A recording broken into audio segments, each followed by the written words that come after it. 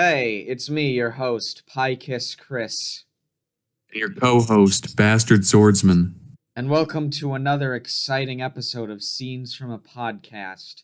Last week we promised that we'd talk about Ryan Johnson's childhood eviscerating masterpiece, Knives Out, and today that's exactly what we're gonna do.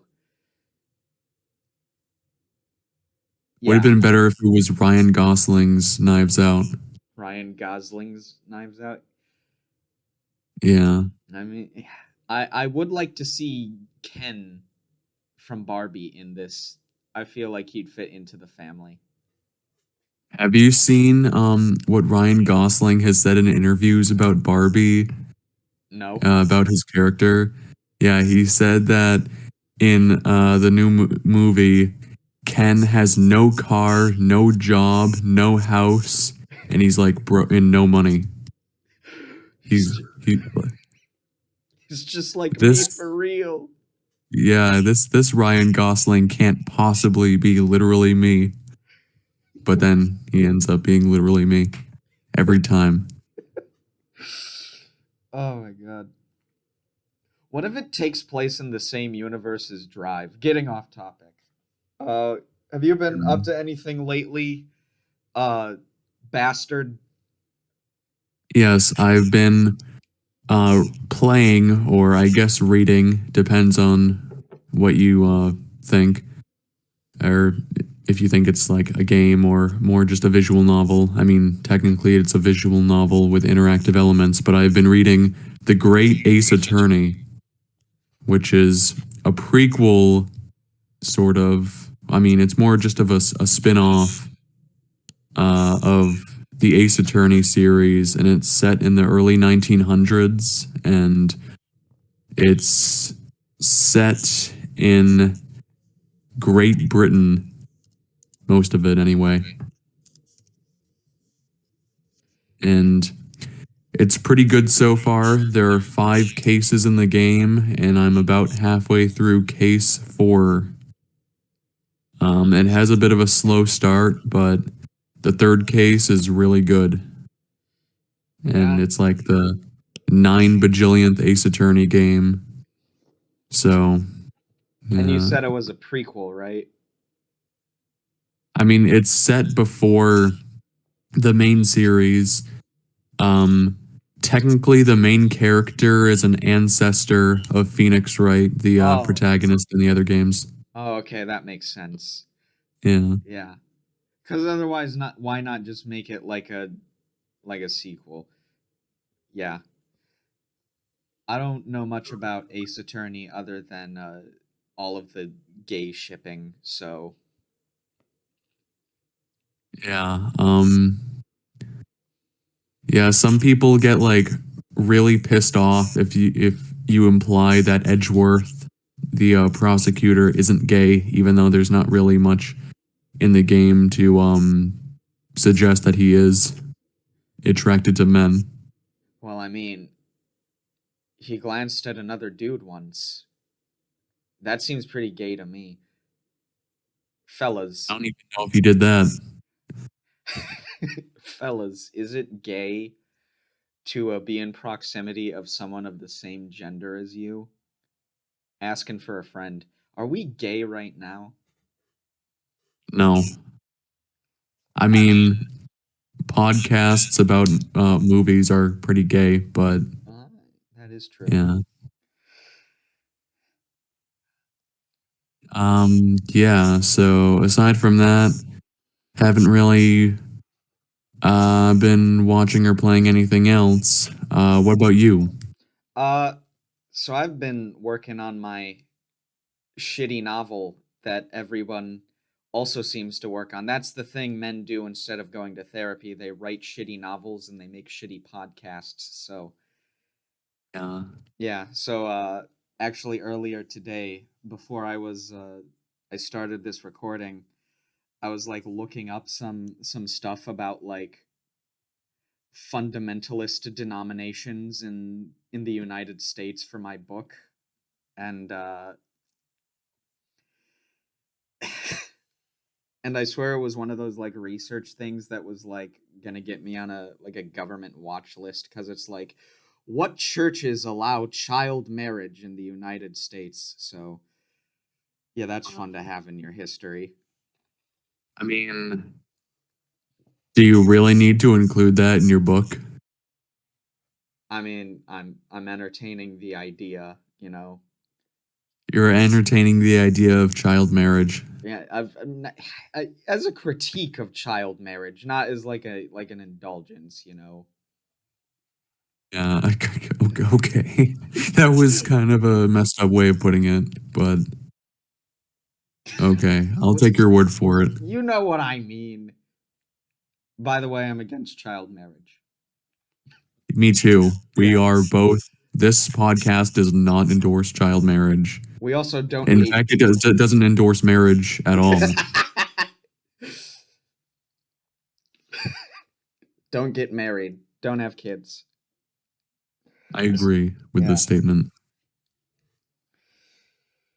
So, anyways, the film we're talking about today is, I think it came out. Oh, God. God, all of the past years have just blended together to me. I want to say 2017, but I'm pretty sure that's wrong. 2019. 2019. Okay, more recent than that. Yeah. Came out in 2019. It was directed by Rian Johnson, the same guy who worked on a couple Breaking Bad episodes and also The Last Looper. Jedi. What? Looper. He did that movie. Oh yeah, he did Blueberg too. And yeah, I think this is probably his most well-known work outside of, you know, the Star War. And me personally, I really liked it. I didn't think it was like a masterpiece, but you know, for what it was, I thought it was really good. Spoilers, Knives Out, spoilers. Yeah. But this was actually not my first time watching it. I saw it in theaters when it came out, and this was my second time watching it. And I think I enjoyed it a bit more on my first watch, but I still liked it now because that was a few years ago when I first saw it. Um, yeah, I think it's pretty good. I like it a bit more than The Last Jedi, personally. I don't think it's a masterpiece, but it's a fun movie. Yeah, it's like I think like its main strength is, well, not main strength. Like two of its main strengths are the fact that it, again, spoilers, that it tricks you into thinking that you've solved the mystery already, and the fact that even when it's not focusing on the mystery from there on, it like has like it's a good study of its own characters and themes. You know, it's Yeah. you know they're a bit exaggerated, but Yeah, I feel like a lot of the characters are more just caricatures, but yeah. it's not too bad. Intentionally a bit, cartoony and I mean, it is a lighthearted comedy after for all. most of it. Yeah, it is a comedy, even though there is death. But yeah, Yeah.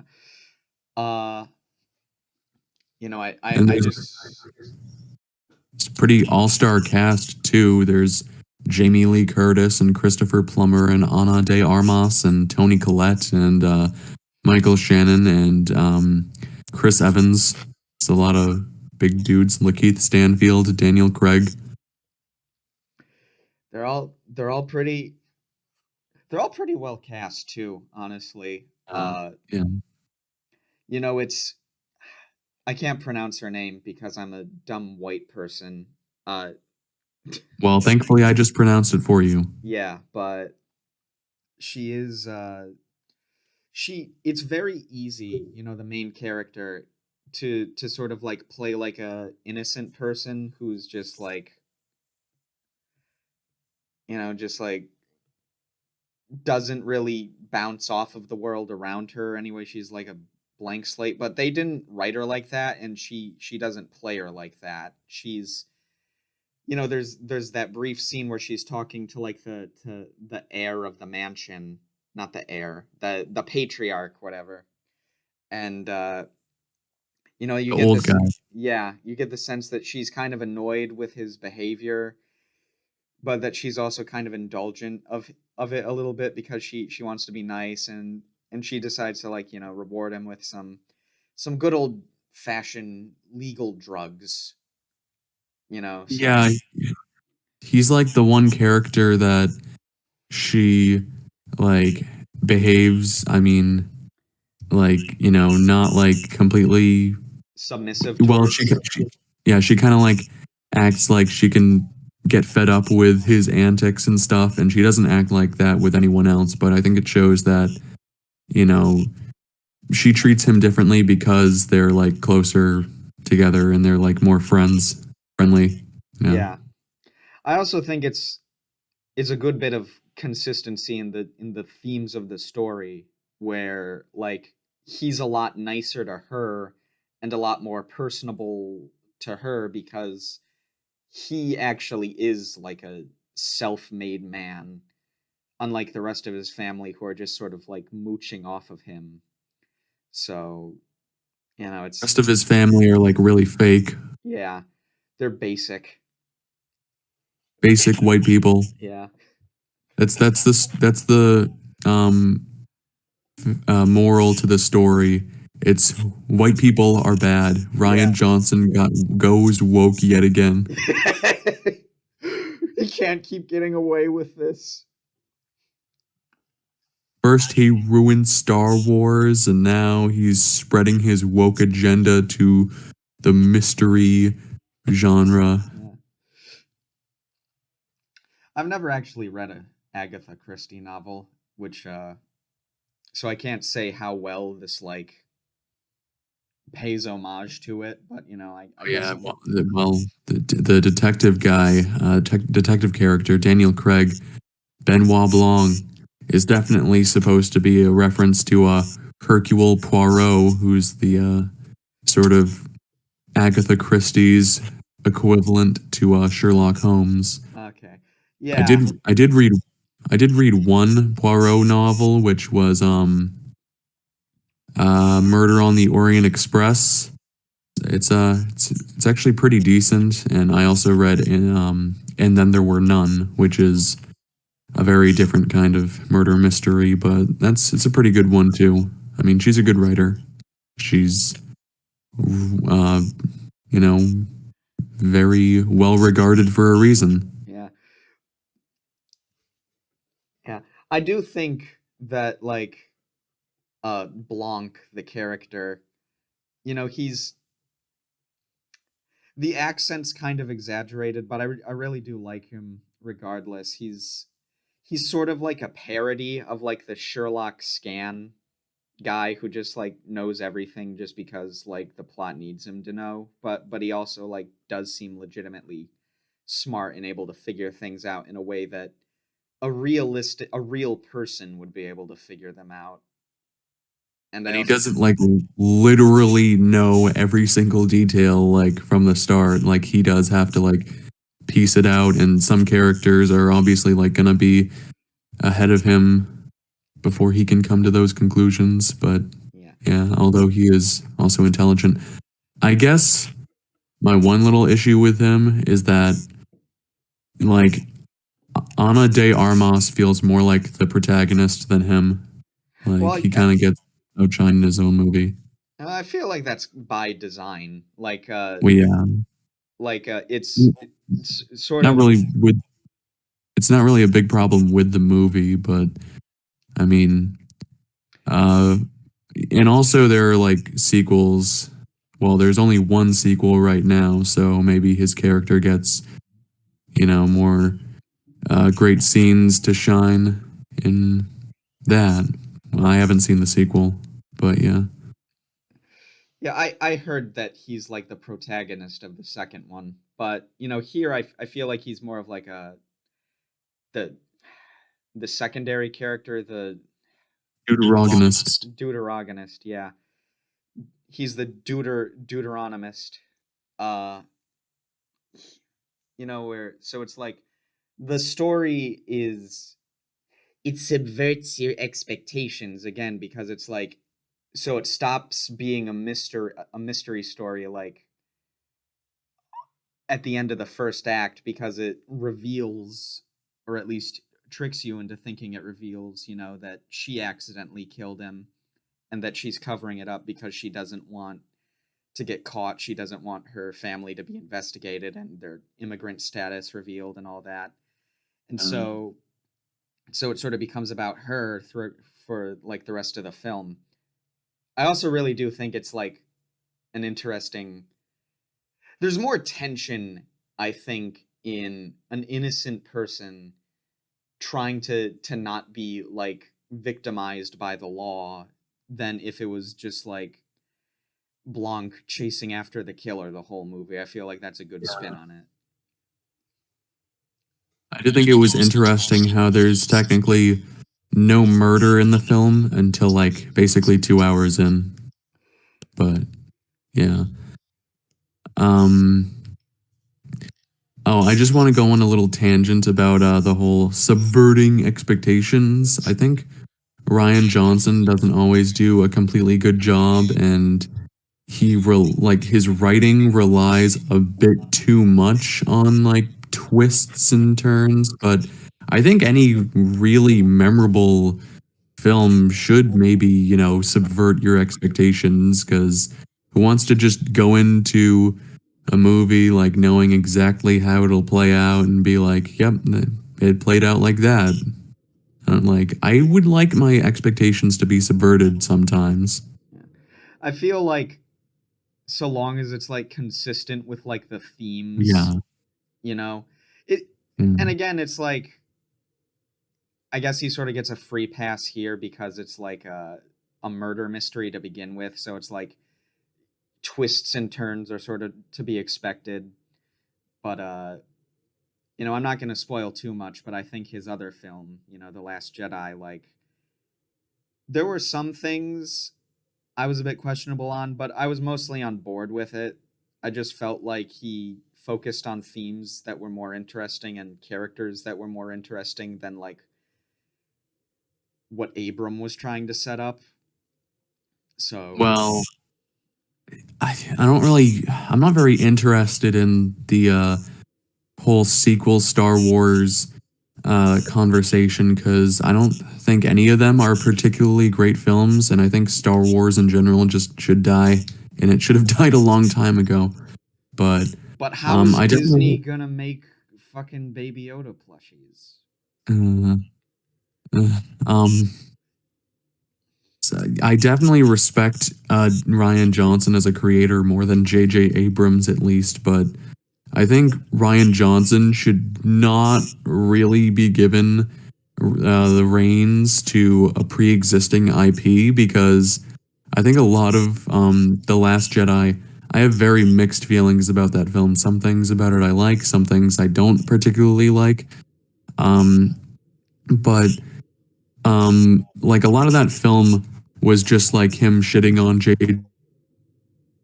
It's kind of stupid, so I'm just gonna not do this. But yeah, it was definitely a very stupid idea to give him the middle section of a trilogy, in particular. I mean, at least let him end it if you're gonna. But yeah, like it's better when he's not working with pre-existing ideas and he can just create his own story from beginning to end. Yeah. I get where you're coming from. I just feel like the good outweighs the bad for that movie at least. Yeah. I mean a lot of Star Wars mythos is kind of stupid, but I mean midichlorians. Yeah, like I don't know. He definitely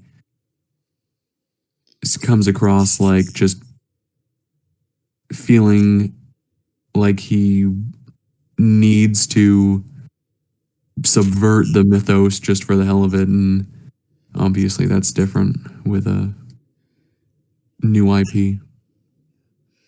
but I'm just repeating myself Yeah. at this point. But again, because this is like a murder mystery, there's There's no supposed to be twists and turns and stuff. yeah. There's no childhoods to be ruined here unless you're like one of the characters in the movie whose dad died, but that's I guess maybe if you saw this when you were like 4 years old and you saw the old guy slitting his throat, maybe your childhood, well, it wouldn't be ruined, but it'd be a scary moment. yeah. While we're talking about like the dude's children, I want to say that Toni Collette, I think I'm pronouncing her name right. Like she has like a really good range. I've noticed cuz she can go from like playing the sort of character she played in Hereditary to playing this vapid fake guru idiot, and it's like I believe it, you know. Probably guru, but just like basic white girl, like Yeah. from California, only she's not from California. Well, it's like give her the fake tan and like the lipstick, and it's like wow, she's a completely different person. I think that she tends to play characters like that more often than characters like her, the one she played in Hereditary. Okay, so that was her playing against type then. Yeah, I believe so. Okay, well, I could be wrong. I haven't really seen that many movies with her in them, but I saw Little Miss Sunshine, which she was in. Yeah. Yeah. There's a lot of political commentary in this movie. I think a lot of it is kind of surface level, I feel. And they use a lot of buzzwords like SJW and liberal snowflake and alt-right troll, and it's gonna be a bit much sometimes, but I mean, it doesn't at the very least it doesn't say anything that's like horrendously stupid or ill-informed. Yeah, there's not like there aren't really any statements from the film itself that I'm like, well, this is kind of stupid, and yeah. I will say the one. Sorry, you continue. It kind of it does explore multiple angles of like the racist white people because there's the alt-right kid who probably watches Ben Shapiro and Alex Jones and Paul Joseph Watson, and he jerks off to dead animals or something. And obviously that's like, the typical, sort of alt-right racist, but it also portrays the liberal white girl as also being very selfish and self-centered, and all the family members are greedy, just regardless of their biases and stuff. They just want Ana de Armas to give them the money. Yeah, and it's like I actually want to talk a little bit about like the alt-right troll, because I can't remember his name. I feel like he's probably the most subtle the film gets about like the racial political commentary, because I just really? Yeah, because it's like every other character is they wear like their thing on their sleeve, their beliefs on their sleeve. The Toni Collette is the basic white girl who aligns herself with leftist politics to look good, but doesn't really give a shit. Yeah. Chris Evans' dad is like the Trump supporting idiot who's like, I'm not racist, but that's basically his whole character. But that little kid, I think is like probably the most subtle, just because it's like he kind of keeps to himself. He doesn't really spit his venom all that much. He only really like hurls a racial slur when everybody else is like screaming over him. I think he's just I would say the opposite. I think he's kind of underwritten. He's like definitely the least memorable character to me, but or one of the least. Well, like, Um, I think it's more just like he's just a socially stunted incel. yeah, I mean, it's like what I'm getting at is that like he's kind of cowardly, like he's still just a kid, but Definitely. Well, you know, most of the family members are pretty cowardly. yeah, but with him it was more interesting because it's like he only really we only really hear about it for the most part. Other people talk about that he's like a bloomin' Nazi or whatever, but like there was that one scene where they're all like demanding that she give them the inheritance back, and you know he's sort of in the background, and he just sort of like hurls again. I think it's a racial slur at her while all of them are screaming over him, almost like he's sort of afraid of being called out for it. Like the only time he's ever gonna like come out of the den is like when he thinks no one will notice him. So I thought that was interesting commentary, at least. Yeah. Um. hmm.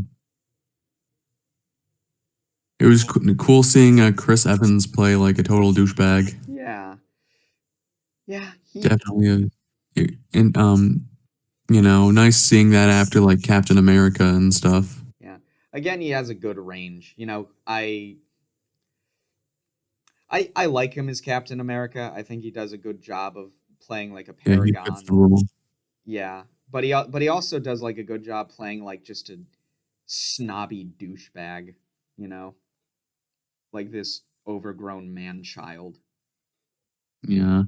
I do like how there is some like like genuine foreshadowing of him, tampering with, well, not necessarily tampering with the medication, but just that he's involved some way, because there's that little bit of the young girl, the younger girl, hearing the dogs barking, and then like literally the um when When he Chris shows up. Evans comes back, yeah, for the will, it shows the dogs barking at him.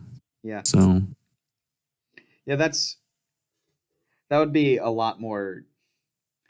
I don't really think the film's even trying to hide the fact that he's gonna be like the one who's done it. You know, it's just banking on you thinking that the mystery is already solved for you to not notice that until it's like, oh, of course, it makes total sense that he's the one who killed him. yeah, Yeah, um, was a nice little twist though that like um technically she didn't give him the wrong medication, and that was like a nice little twist of how Chris Evans switched it, but she was like so competent that she still knew the right medication even without looking at the label. yeah. I'm not sure how true that would be to real life. I'm still pretty sure And you'd need I mean, like in film reality it works fine, but in like real yeah, life, you know. yeah. Well, especially for a film of this tone, it's and also there's that other sort of fantastical element of Ana de Armas puking if she lies. That's obviously, I would assume, not. Chevok's gun. mm, It's Chekhov's gun. Chekhov's gun. Yeah. I'm Speaking of Chekhov's gun, I liked the little incorporation of the knife. It shows Christopher Plummer, slitting his throat with a knife, and there's that like big uh, prop with all the knives, and then when Chris Evans tries to kill Ana de Armas at the end, it turns out that, oh, those knives are just fake, or at least the one he used yeah. was. There's also like this That's line earlier in the film that sort of adds to the foreshadowing where he says like Chris Evans' character can't tell the difference between a real knife and a prop, so that's a yeah. good payoff there. It was like a funny little scene, and it was a cute ending. How she's holding the mug that is also in the very first scene of the film. My house, my rules my coffee, and obviously her hand like is obscuring the last two, but it just says my house. Like haha, you know, that's cute. Nice Yeah. ending. There were a lot of films that came out in 2019 that um were about evil rich people. Like I mean, it didn't really go very far, but kind of Joker. Uh, the characters weren't necessarily evil, but obviously Parasite too. Those Yeah. all came out the same year. Well, we're living in tumultuous times, aren't we? We're There's living in a society. yeah. That's the real message that Ryan Johnson's trying to convey. We live in a society. Yeah. I do think the film is pretty well paced. I wasn't necessarily bored for any of it. I think it's, pretty fun from beginning to end. Yeah. I do think that like they're completely different genres, but it is sort of like the last film we saw, The Ice Storm, there were like parts where they sort of cut away from like the plots I was interested in and went with like the other plots where I was like, how long is this gonna take? I never got that with this movie. It's Both of the yeah, films are about dysfunctional families. yeah, yeah. Yeah. You can I explore don't, the same theme with different ways. uh, That's put that on a mug. yeah, I honestly don't have too much to say. I'm probably forgetting something else, but like, I don't know. It's not like, some profound art film. It's just sort of a fun comedy, and I think Ryan Johnson did a good job and um sort of, I mean, probably among some people redeemed himself as a director, because I know some people who hated The Last Jedi were more fans of this film Yeah, and some people hated the film without even seeing it. You know. because of the name attached to it. I mean, obviously there are some directors where you, I mean, Zack Snyder, you don't really need to see his films to know that they're gonna be pretty shit. But Yeah. and I have seen several of his movies, and I can confirm that yeah, all of them were pretty bad, Zack except for Snyder's Knives Out would have been something. Wouldn't have been good, but it would have been something. there would have been a lot of Jesus imagery Yeah. probably. Um, well, I mean, I saw his Dawn of the Dead remake when I was a lot younger. I don't, yeah, so I can't really say how that's held up, but His I would zombie assume not. apocalypse happened because of the gays movie. I don't even remember that,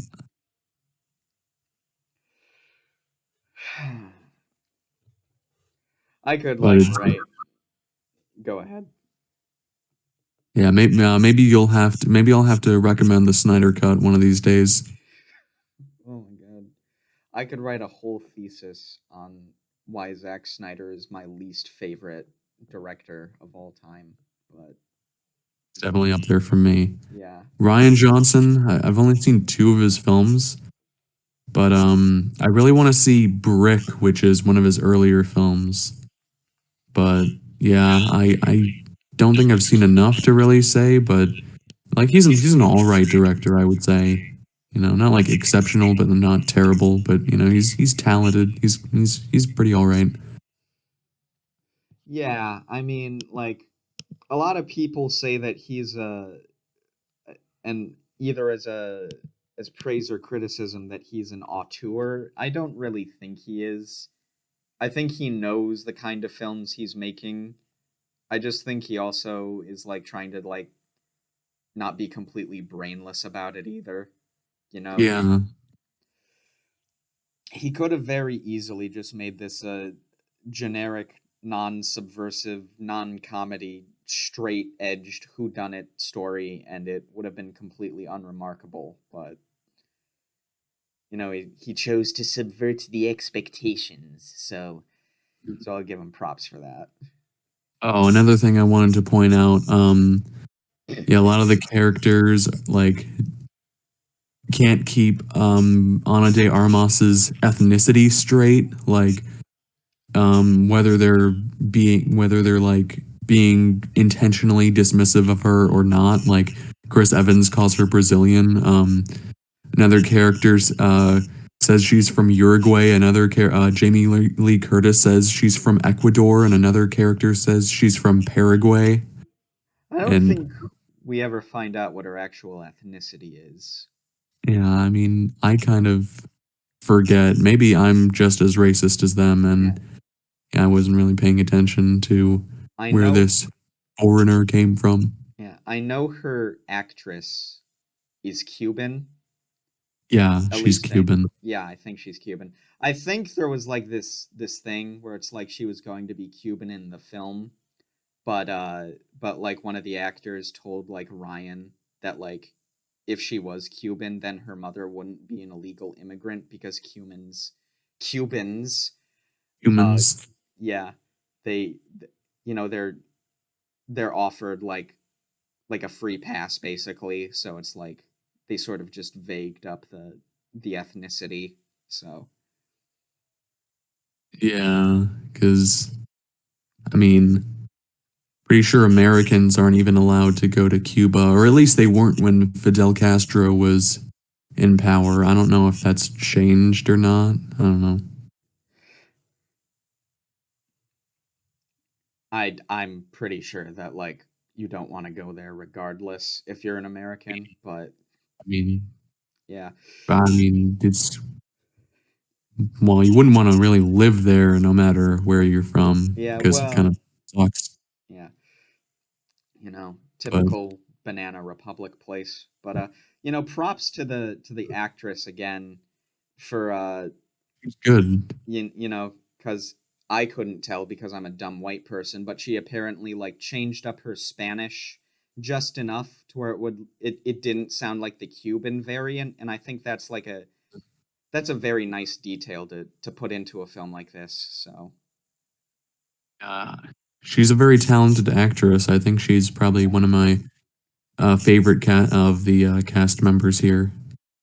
Yeah. Uh you know, and the patriarch, I keep forgetting his name. I feel like he doesn't have a lot of screen time, but he makes an impression. I'm dumb, so I thought he was played by Patrick Stewart at first, and then I looked it up and it wasn't, and I'm like, well, I can't say he's played by Patrick Stewart because he's clearly fucking not. But yeah, his actor gives him a lot of personality, even though he basically only has one scene. He has a few scenes, but Yeah, yeah. well, yeah, Well, the it's Christopher Plummer, and I think it might have been his last role or one of his last, definitely, because I mean, he died shortly after, not too long after. It's like 90, I think. yeah, well, I realize I don't have a statement for that, so I'm just gonna leave that Yeah. on air. You do that. Do you have anything else to say about Knives Out? Uh, it's a fun, competently written, murder mystery slash crime drama, not drama, comedy, and if you're into that, you should go watch it. Great actors, great camera work, great soundtrack too. We didn't have time to talk about the soundtrack, but Yeah. Soundtrack's pretty good too. yeah,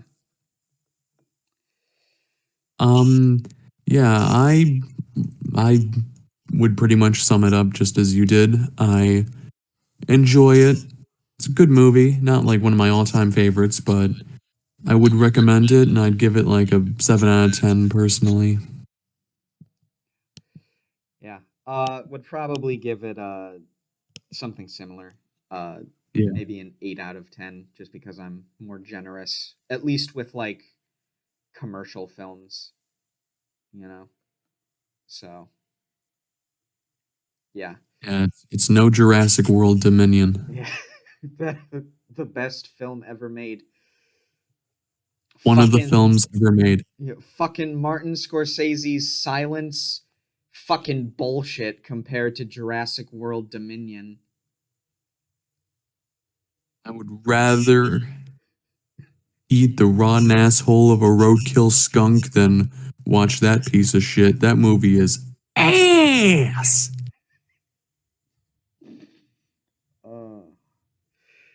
We need to get the irate gamer on here as like a guest or something.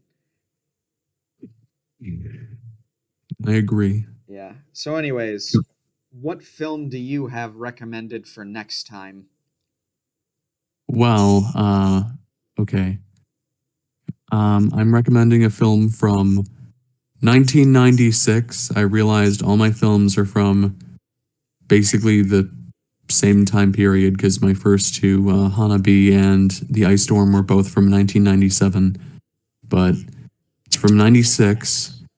It's a French film called Irma Vep, and it's directed by Olivier Assayas. I actually did not know how to pronounce his name because his last name is Turkish, but his first name is French. But yeah, hopefully that will be good and we'll have a lot to say about it. Yep. We'll see you next time when we talk about our Turkish French film and we mispronounce a bunch of names. See you. It's not Turkish, it's just French, but yeah. Well, see you though.